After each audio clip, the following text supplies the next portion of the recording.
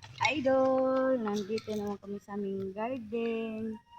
Sa una, nagtatanim pa lang kami.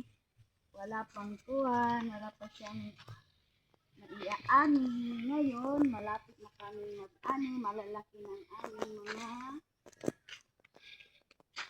sili at talong. Meron na siyang bunga. Ayan o.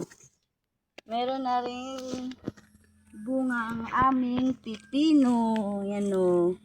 Ayan o, pipino.